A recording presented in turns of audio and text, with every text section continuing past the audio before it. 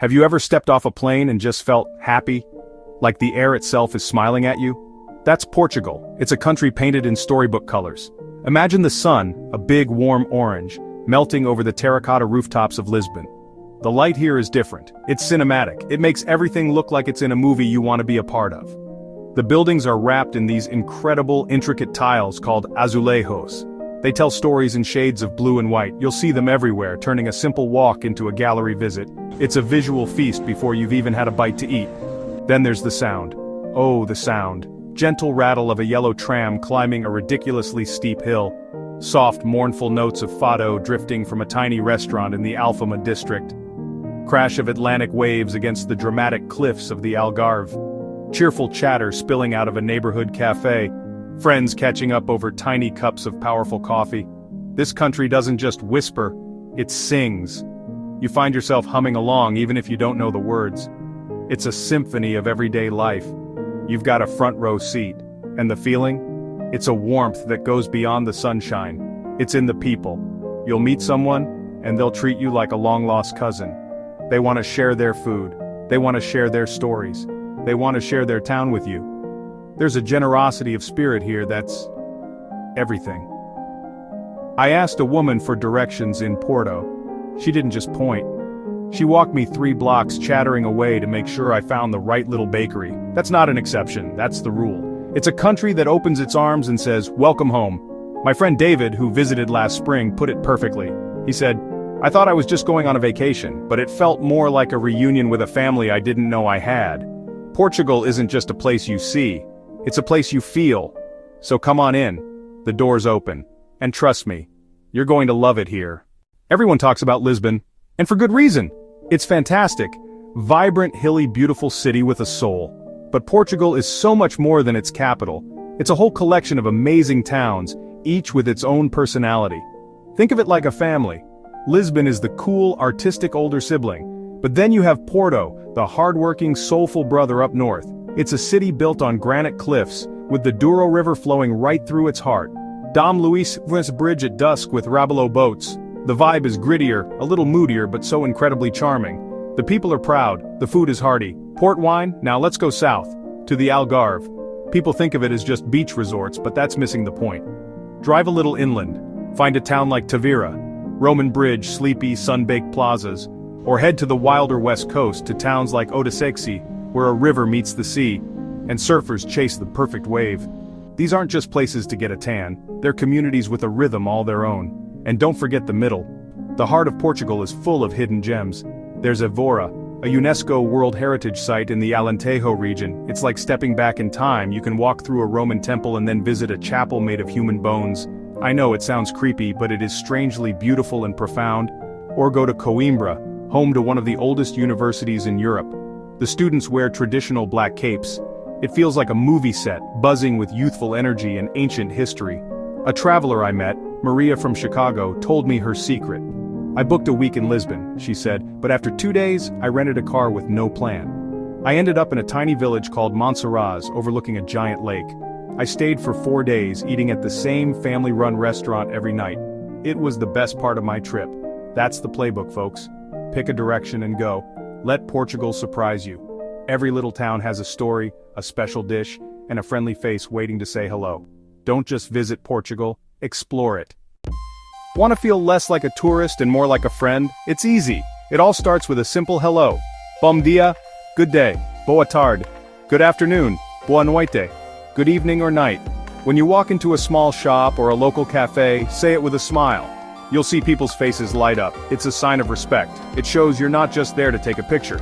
You're there to connect. Obrigado. Obrigada. Politeness is the secret password here. When you meet someone, dois beijinhos, 2 little kisses, right cheek first, then left. For men greeting men, a firm handshake. It might feel forward at first, but you get used to it. Embrace the beijinhos. In most cafes and casual restaurants, tipping isn't expected. If service was great, round up or leave €1 or 2. Upscale, 5 to 10% is generous. Taxis, round up to the next euro.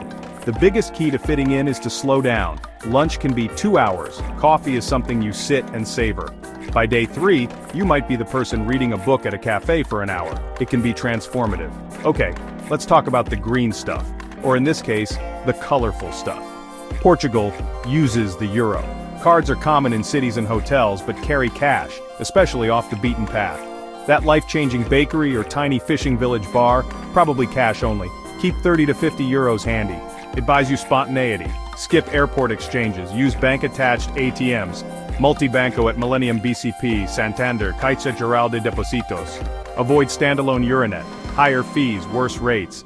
When using a card, choose to pay in euros, not your home currency. Dynamic currency conversion looks helpful but costs more. Always choose the local currency. Tell your bank you're traveling to avoid freezes. Nobody wants a pastry spree flagged as fraud. Consider a card with no foreign transaction fees. Those little 3% charges add up. A little planning with your money means a lot more relaxing on your trip. Bonus hack: book top sites online in advance, and stick to Prato Menu do Dia in family restaurants for the best, most affordable meals. Cash for small places, multibanco for withdrawals, euros at the terminal, notify your bank, no FX fee card, and you just saved enough for extra pastéis de nata. Getting around Portugal is part of the adventure. Trains by Comboios de Portugal, clean, efficient, scenic. For long distances, the high-speed Alpha Pendular is your best friend. Lisbon to Porto, Lisbon to the Algarve, fast and super comfortable. Buy online in advance, sometimes up to 40% off when you book a week ahead. Regional trains are slower but show you the countryside. In Lisbon and Porto, the metros are modern and easy. But the fun is on the surface. Ride the historic trams. Tram 28 rattles through picturesque neighborhoods, go early or late to dodge crowds. Or try Tram 24 or 12 for a more local vibe. Rent a car for Alentejo Hills, Douro Valleys, hidden Algarve coves, but skip city driving. Narrow one-ways and parking headaches. Pick up the car when leaving town, preferably at the airport or suburbs. Get a small car. Combo plan, trains between cities. Rent a car for a few days to explore a region. Walk or metro in the cities. Trains for the long haul, feet for the streets. A car for the open road. Portugal is one of the safest countries in the world. You can walk most neighborhoods, even at night, and feel at ease. Still, be aware in crowded spots. Tram 28, busy metro stations, popular viewpoints. Keep your phone off cafe tables, zip bags, wear backpacks in front in a crush. Tap water is safe. Bring a reusable bottle. Pharmacies with a green cross are everywhere and helpful. Healthcare is excellent, travel insurance is a smart backup. The Portuguese sun is glorious but strong, especially in summer and the south. Sunscreen, hat, sunglasses, and hydrate. Best times to visit: spring, April to June, fall, September to October. Beautiful weather, gentler sun, smaller crowds. Winter is lovely in the south too. Common scam in touristy restaurants. Unsolicited appetizers. Bread, olives, cheese you didn't order. If you eat them, they go on the bill. Politely say, "Now, obrigado, obrigada," and they'll take them away. Be aware, be prepared, and then relax. You're set for an amazing safe trip, with more time for sunsets and strolls. This is my favorite part. The food. Oh, the food in Portugal is a love story. It's simple, it's fresh, it's made with heart. Eat like a local. Find the tascas, fluorescent lights, paper tablecloths, humble rooms with life-changing plates. Look for prato do dia, fantastic, affordable, delicious full meals where locals lunch. With that Atlantic coastline, seafood is king. Grilled sardines at summer festivals, smoky and salty, eaten with your hands. Arroz de marisco, like a wetter paella, even better. And bacalhau, salt cod, with 365 recipes. My favorite, bacalhau à brás, cod, onions, crispy potatoes, eggs. Ultimate comfort food. Snack culture matters. Pastéis de nata with caramelized tops. You must eat at least one a day. It's the law. Okay, not really, but it should be. Bifanas, savory salgados, perfect walking fuel. Start with a bica in Lisbon, or a cimbolino in Porto. Lunch. Vinho verde, young, crisp, slightly effervescent, perfect with seafood.